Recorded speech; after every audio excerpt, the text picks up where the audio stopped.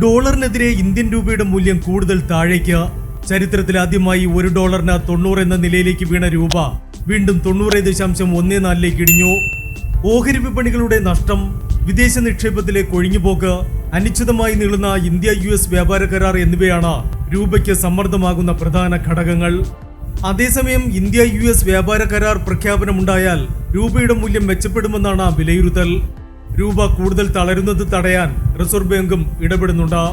വിദേശ നാണയ ശേഖരത്തിൽ നിന്ന് ഡോളർ വൻതോതിൽ വിറ്റഴിച്ചാണ് റിസർവ് ബാങ്കിന്റെ രക്ഷാദൗത്യം.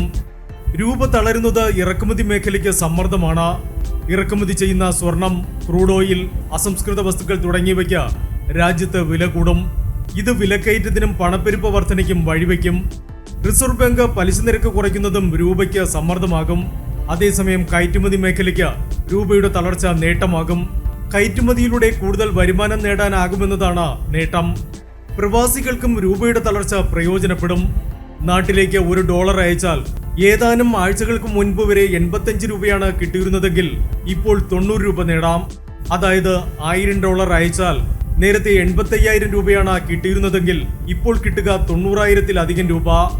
അതേസമയം വിദേശയാത്ര നടത്തുന്നവർക്കും വിദേശത്ത് പഠിക്കുന്നവർക്കും രൂപ തളരുന്നത് വലിയ തിരിച്ചടിയുമാണ്.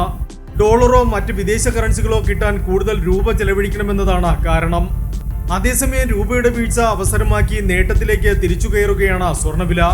രൂപ തളരുമ്പോൾ സ്വർണത്തിന്റെ ഇറക്കുമതി ചെലവ് ഉയരുമെന്നത് രാജ്യത്തെ സ്വർണ്ണവില നിർണയത്തെ സ്വാധീനിക്കും.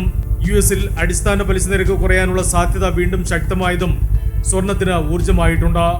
ഡിസംബർ 10 പ്രഖ്യാപിക്കുന്ന പണനയത്തിൽ പലിശഭാരം കുറയാൻ ഇപ്പോൾ 89% സാധ്യതയാണ് വിപണി കാണുന്നത്. ഒരാഴ്ച മുൻപ് വരെ സാധ്യത 50%-ലും താഴെയായിരുന്നു.